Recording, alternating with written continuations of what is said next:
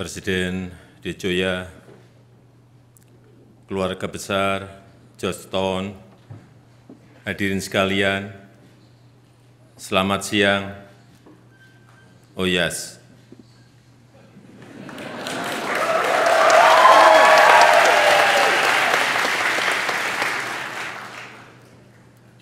Ini pertama kali saya berbicara di sebuah universitas di Amerika, dan itu adalah Georgetown University.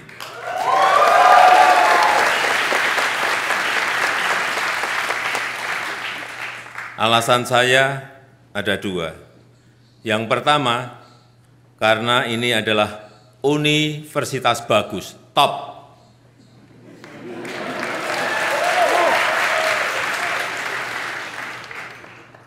Tepuk tangan untuk Georgetown Uni.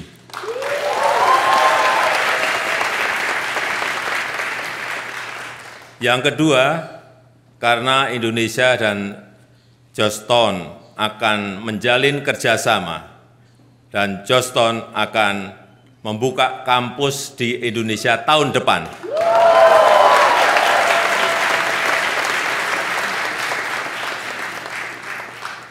Semoga tidak mundur.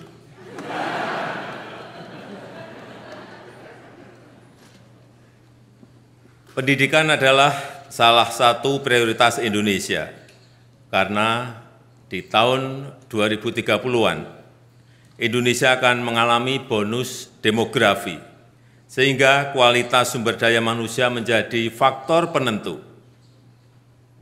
Saya harap nanti lulusan Georgetown Uni Indonesia juga kelak bisa menjadi presiden seperti Mr. Bill Clinton.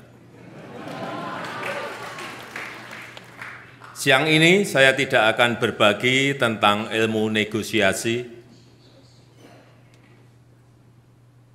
ilmu politik, apalagi aljabar, no. It's too complicated. Just leave it to the Georgetown lecturers. They already an expert.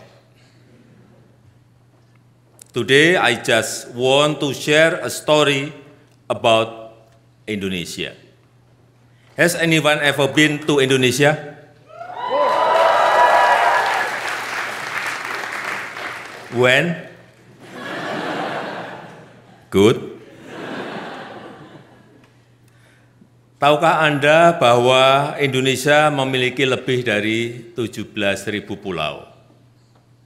2/3 Indonesia adalah air, dan penduduk Indonesia sekarang ini hampir 300 juta.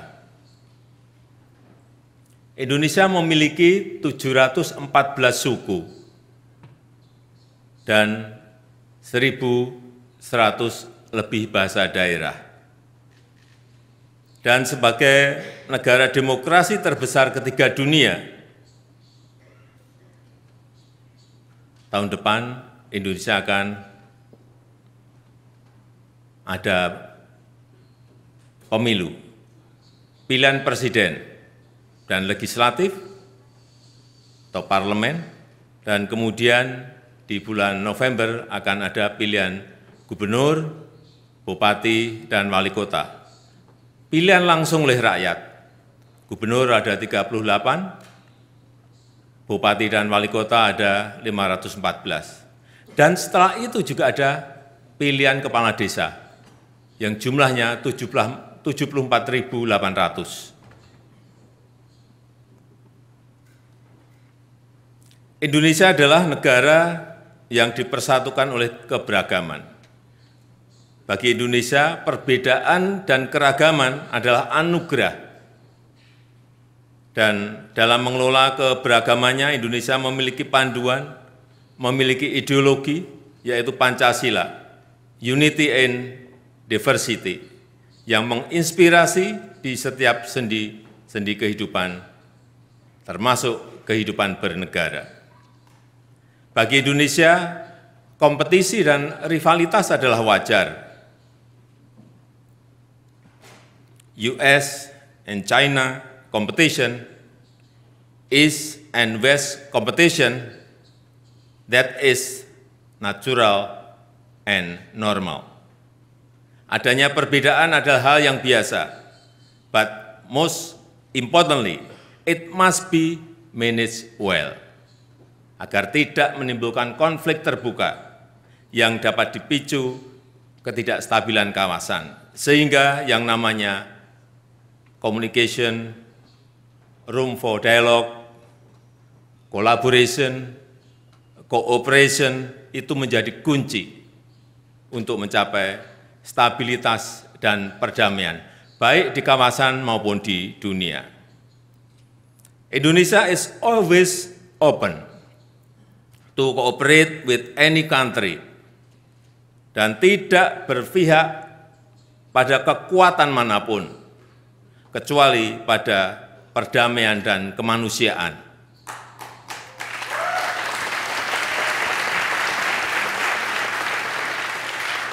Itulah prinsip yang kami bawa di keketuaan Indonesia di G20 dan di ASEAN, yang dijalankan dalam situasi dunia yang terbelah dengan rivalitas yang sangat tajam dan geopolitik yang memanas. Still, praise to God, keduanya dapat diselesaikan oleh Indonesia dengan baik. Kemudian banyak yang bertanya, how could it be? How to? Then I wanna tell you, the key is listen and play a bridging role. That's it. Kadang kita sering lupa mendengarkan, lupa memahami kepentingan pihak lain, karakter bangsa lain,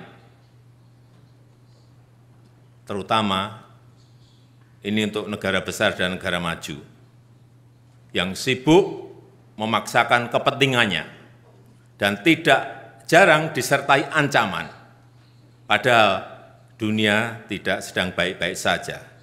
Instabilitas terjadi di mana-mana. Perang di Ukraina belum selesai, sudah muncul perang di Gaza, dan setiap menit, 10 menit, satu anak terbunuh di Gaza.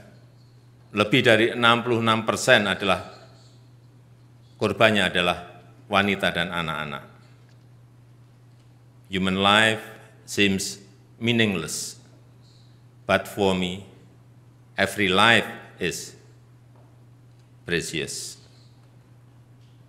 This is a humanitarian problem.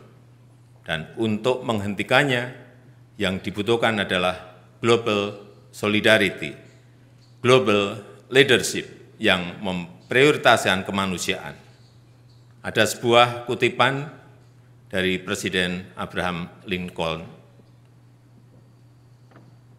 "You cannot escape the responsibility of tomorrow by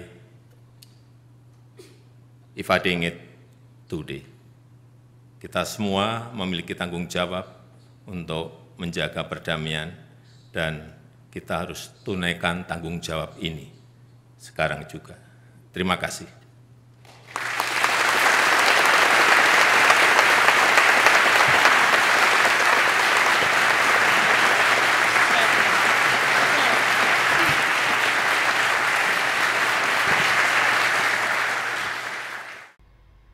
Demikian, kuliah umum Presiden Joko Widodo di Georgetown University, Washington, D.C., 13 November 2023. Presiden Joko Widodo menutup kuliah umumnya dengan pesan kemanusiaan dan perdamaian. Semoga bermanfaat.